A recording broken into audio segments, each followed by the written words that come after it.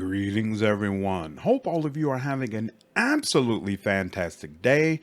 We've been having a great time breaking down all the archetypes in Rogue Trader, so let's keep it going by taking a look at Marksman. This option is perfect for players who want to specialize in ranged combat. It focuses on burst fire and ranged attacks, along with using movement and cover for defense.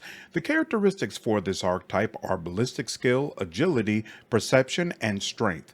Ballistic skill is definitely going to be your main focus, while agility is probably best for your secondary focus, as there are a lot of abilities here that will interact with this. The available skills are awareness, demolition, athletics, and Metakai. If you are focusing on agility, then definitely pump up demolition, while if you are focusing on perception for whatever reason, it makes more sense to go for awareness. Both of them are absolutely critical skills for your team, so you cannot go wrong. Athletics is best handled by a character focusing on strength, and you only need a few points in Metakai to unlock Medikits. Marksman has two features, and the first one is run and gun. This will give you an amount of movement points equal to 2 plus half your agility bonus. In addition, your next attack costs 1 action point less and does not count towards the attack limit per turn. Remember that psyker abilities are considered to be weapon attacks, so this will allow you to throw them out twice. In exchange for this capability, you become winded, which imposes a negative 10 penalty to ballistic skill, and you cannot use this ability again until the end of your next turn. This is one of the best features in the game and absolutely helps you pump out a ton of damage. You get the second feature at level 3, and it's called Revel in Slaughter. This is triggered when you kill 3 enemies in the same battle and gives you a plus 10 bonus to ballistic skill, a percentage bonus to critical damage equal to 5 plus twice your agility, and a percentage bonus to critical hit chance equal to your agility bonus. Clearly, this is a significant boost, and it's yet another really nice feature. At level 4, you get the ultimate ability Military Excellence, which allows you to make a number of extra attacks equal to your weapon's rate of fire using the attack that costs the least action points. These attacks do not spend action points, and until the end of your turn, the first attack against each new enemy automatically scores a critical hit. You also immediately reload your current weapon. In the right hands, this is easily the strongest heroic act in the game and can wipe out an entire mob of enemies. The Desperate Measures version reduces your action points by 1. Obviously this sucks, but it's not the worst debuff in the world, so in a bad situation I might still use this. At level 9, you start choosing 2 upgrades from a list of 4. Until the end of your turn, gain 4 movement points, and your attacks do not spend movement points. No, Marksman gives you a couple of ways to move when you need to, so skip this. Until the end of combat, the Marksman's rate of fire is increased by 30%. Perfect for a character like Argenta, who uses burst attacks a lot that will benefit from an increased rate of fire. Until the end of combat, all of the Marksman's attacks are 20% harder to dodge, and they gain plus 2 penetration. This upgrade is also fantastic for Argenta if she's using bolters, since they have lower armor penetration than some other ranged options. Finally, until the end of your turn, area attacks deal additional damage equal to the number of attack targets. If you went the flame route instead of using bolters, this will be much more advantageous than the rate of fire option. At level 6, you can start choosing 2 abilities from a list of 5. Dash spends all of your movement points to shift you up to 3 cells without provoking attacks of opportunity. This ability is absolutely a must-have. Some weapons, such as bolters, cannot use their attacks when an enemy is right next to you. Dash will allow you to move out of melee range without taking damage. This ability is also great because dash can be used after you attack. Sometimes to reach the next enemy after an attack, it's useful to move up to 2 or 3 spaces, so definitely pick this up. Controlled shot ensures your allies will automatically dodge your next attack. Whether or not this is useful depends on what types of attacks you like to use. I prefer burst attacks, and this doesn't work properly with them. Most likely it only applies to the first bullet, whereas the other ones still have a chance to hit my party members. If you prefer to use sniper rifles, then this absolutely will be helpful. Ready Go spends all your action points and move points to provide a 30% bonus to cover efficiency. The next time you use Run and Gun, all of that AP and MP are given back, plus 1 additional action point, and all of your abilities outside of Run and Gun have their cooldown reset. To me, this feels like a lot of busy work for little gain, so I skip it. Concentrated fire ensures the next ranged area attack made by you receives a percentage increase of damage equal to 50 plus 10 times your ballistic skill bonus divided by the number of enemies in the area of effect. The attack also receives a percentage increase of dodge penetration equal to 10 plus twice your ballistic skill bonus. If you use a lot of ranged area attacks, obviously this is a great ability to have. Finally, rapid fire causes your next burst attack to have its rate of fire doubled but experience a 25% decrease in damage.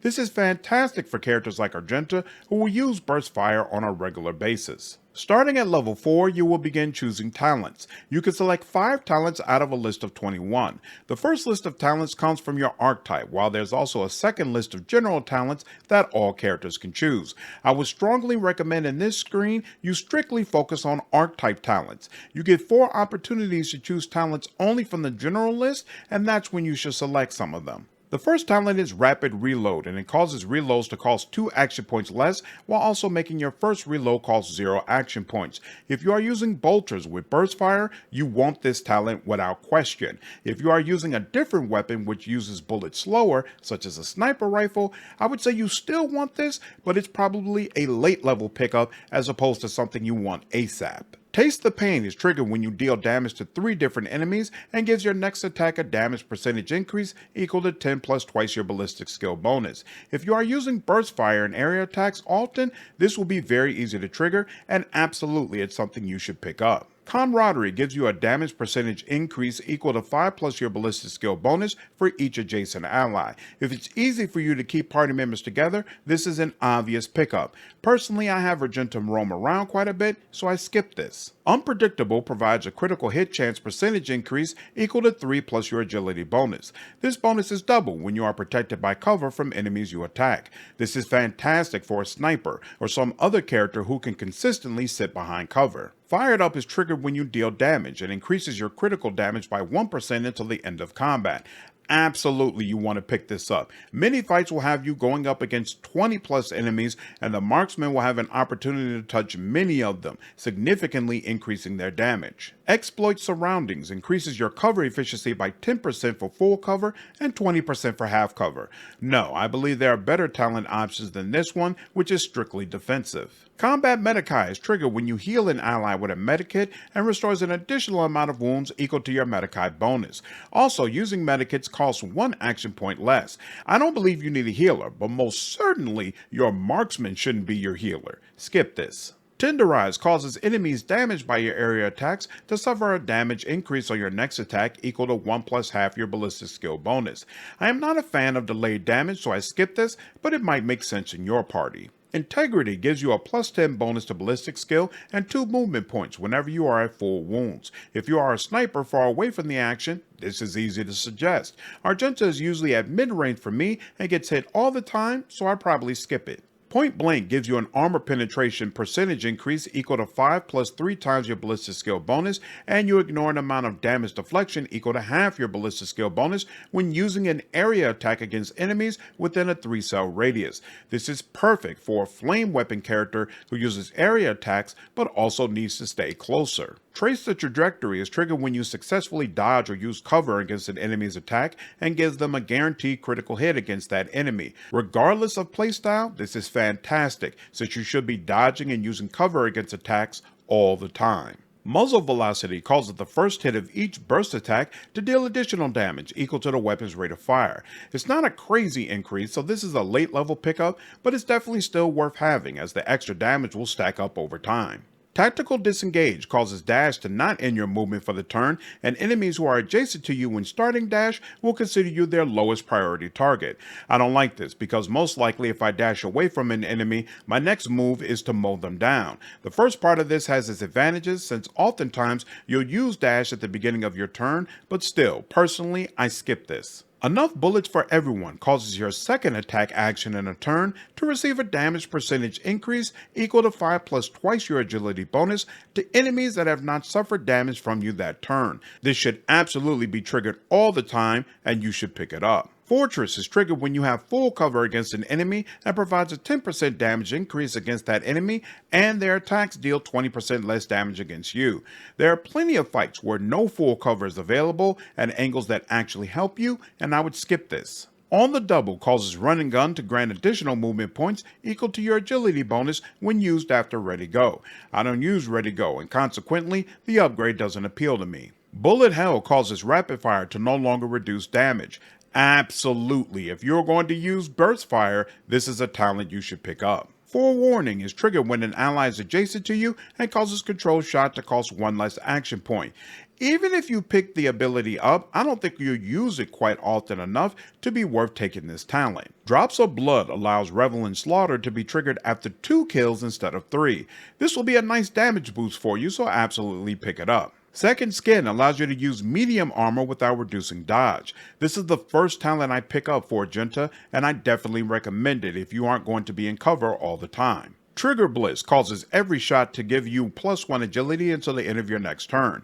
If you use burst attacks regularly, this will trigger on every single bullet, and it's absolutely a must-have. This and Second Skin go a long ways towards helping Argenta stay on her feet. That's all the information I have regarding marksman mechanics. Again, if you have any questions or feedback about this video, please leave me a comment below. Hope all of you enjoyed this video. Take care.